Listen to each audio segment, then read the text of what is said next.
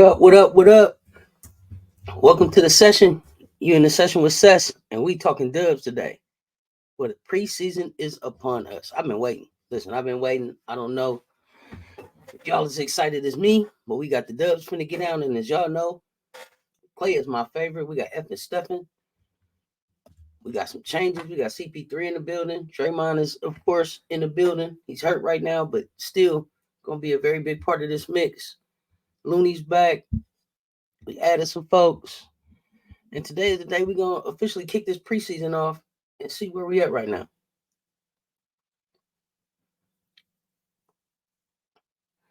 It is 8 p.m., October 7th, Saturday night.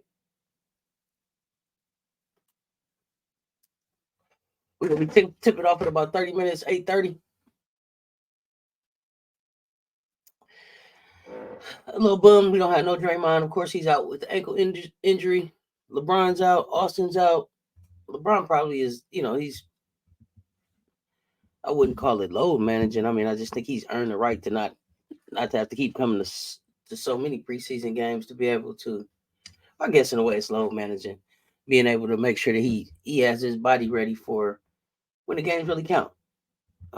So I think he said he's gonna play probably about half of the preseason. He'll be suiting up for. So looking forward to that. Not the biggest LeBron fan, but definitely want to see where the Lakers are at. I was a big Kobe fan, so I want to be able to see the Lakers return to prominence and dominance. And I know they got the bubble championship. Some got it with an asterisk, some don't. I got mixed feelings about it because part of me really enjoyed the bubble, and then part of me was like, hey, let's get some fans in the building. But I enjoyed being able to see guys just go to work and play without all of the other interactions. But it gave me a chance to see kind of like the importance of home court advantage. But I digress. That was some seasons ago. We talking about the race to 5, and it begins tonight. Steph is on a mission, y'all. Steph is on a mission. And if you didn't hear him last year, if you ain't been paying attention, it's about the 5. He want 5 of them things. He believe he got 5 in him. I think he got 5 in him. So tonight we're gonna start the process of getting there and seeing if we're gonna be able to do it with this team that we done put together. People calling us small. CP3, they calling us old. CP3. Whatever it is. It's what we got right now, and we're gonna make the best of it. My daddy used to say, young horse run fast, old horse know the way. So maybe these old horses know the way, and they're gonna get us to the championship without having to run all around in circles and making mistakes and shit before they get there. Straight down the hill to the ring. Steph is looking for number 5, y'all. Ring me, ring me, ring me, ring me, ring me. That's all it's about. That's all we playing for is championships. We don't give a fuck about no conference finals. We don't give a fuck about no in season tournament. We don't give a fuck about none of that. It's about number 5. Because like he said, and I don't know if y'all follow him like I follow him, what he was saying. It wasn't even Steph, it was Clay that was saying that list of 5 is so elite. The list of those that got 5 of them things is so elite that if he makes that list, don't even fucking matter that y'all didn't make him one of the top 75. I don't know how he's not one of the top 75, speaking on Klay Thompson, but that's for another discussion. And I'm sure at some point we'll get to that because I'm going to be here for a while talking this shit. This is my favorite thing to do. Talk sports, watch games, and see how shit plays out. There's so many things that factor into this season and the run for 5. I would love for us to go get a big man. I heard some people kicking around the idea of Robert Williams III coming to the Warriors out of Portland. Wow, I love that kid. If he gets healthy, he's something that we haven't seen as a big man in a while. A breath of fresh air when he's healthy because he looks like he loves to play defense to me, and he don't mind just slamming it down on a motherfucker, man. He'll put that thing down on you. So if that was a possibility for us to get Robert Williams III and not have to give up much anything or core or anything like that, yeah, sure. Sign me up. I want to see what that looks like. As a side note, y'all know I've always, for some reason, wanted to see Bi run with these Warriors. Brandon Ingram. Uh, I just think that he would be a good fit with the Dubs. I don't know why. That was just a side note, y'all. But again, I'm excited to see these new look Dubs with Draymond down. We're gonna get an opportunity to see some different looks and probably some different lineups than we're gonna be seeing on a regular during the season, unless of course we find something that is just really spectacular, like that Def lineup that we had a few years ago.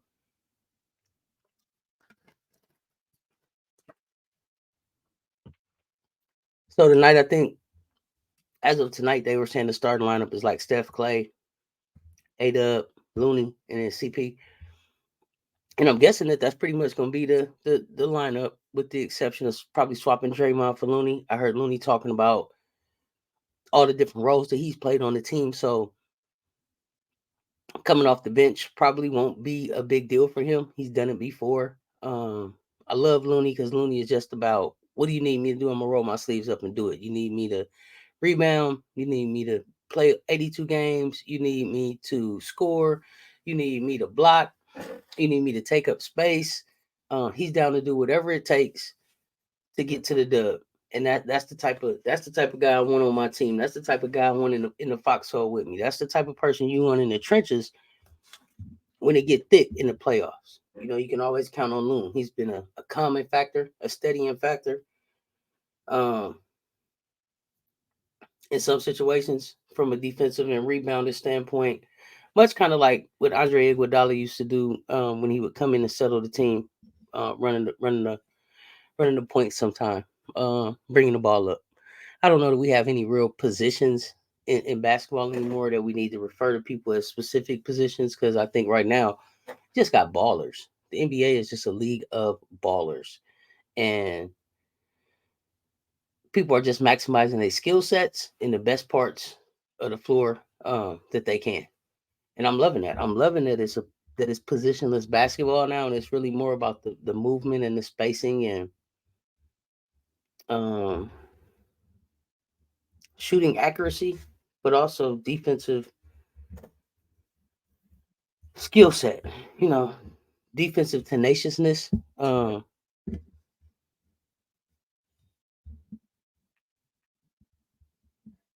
And I think with all the parity in the league and it being about that defensive tenaciousness and the creativity that you can have on offense, it's going to be a fun season to see what these teams do. They calling us again, like I said, top six in the West. You got Denver out there, the Lakers out there, you got Memphis out there, got Utah out there, you got Minnesota, uh, Phoenix. Um, I'm forgetting some. But both the West and the East are stacked. Um, even barring injury, even with all the teams healthy, it's pretty stacked up. And it can go either way. I know people are saying like Denver, the Joker, he's unstoppable. Um, Jokic is one of my favorites. He's one of my favorites. I love the his approach to the game. I love the It's really just like a job for him. He doesn't take it that serious. I think that him being able to see the love that he got after winning his first championship gave him a different perspective on how he's loved and appreciated in the game. And so I think that's going to make him play with even more joy this season. I know that Giannis is going to be on a tear because I know he won another one of those things. He's mm, one of my favorites. One of my favorites. I love his approach. I love that he just always tries to keep the edge. But I could just talk NBA all day. Getting back to tonight's game and what to expect here in the next 20 minutes or so when they tip off. Some of the stuff that I'm wanting to know is like, how is AD going to look after officially being crowned face of the team by LeBron? Um, I'm not the biggest AD fan. I think he's one of the most talented big men out there. Uh, but he just don't. I don't know. Just doesn't do it for me. He just doesn't. He just doesn't do it for me. And I'm not saying it. I don't want to deny his greatness. I don't want people to think I'm hating on him, but he's just not he's not my cup of tea. Like I don't know, me and him, it's like Luther and that. Curl didn't quite curl all the way over type thing. I don't know. Like he feels half done to me. Like there's more to his game that could be unlocked, but he doesn't really want to unlock it. Sometimes I feel like, and that bothers me. I think that just turns me off from tuning in. But I can't say enough about. I can't take anything away from his God given talent and his ability to get the job done on the court on both ends of the floor when he wants to. So I'm just looking forward to see how he embraces that and how that affects how the rest of the team and the young people around him um, continue to progress with him as the face of the team now, and not so much LeBron. So be looking to see that. Um, the Lakers made some great changes last year at the trade deadline and finished the season pretty strong. So just looking to see if they're able to continue building on that momentum. It should just be a fun night. Just glad to have the NBA back on TV. Lakers rivalry with the Warriors is, it's gonna make the game a little competitive. Even though it's preseason, I don't expect folks to be like off the charts with defense and stuff like that, or really trying to shut people down, getting the feel, getting their legs back under them, trying to start building towards that chemistry of the team. But taking them shots and doing those things that entertain a little bit when they get the chances to. Uh, I can't say enough about how hard it looks like Steph went this summer. It looks like he's all business, and that's why I'm on the bandwagon for the race to five right now. It begins right now. Strength in numbers, gold blooded, whatever you want to call it. The race to five begins right now. It begins right now. Steve Kerr was talking about how the Lakers exposed us last year in the playoffs. Maybe they did. I don't think that we were deep enough or big enough for what's in the West, and I don't know that we are big enough for what's in the West right now. But we're gonna find out just how creative we can be, and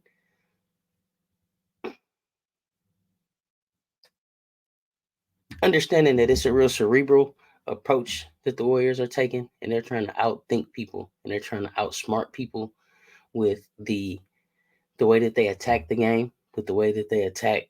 I think how they build out their teams, and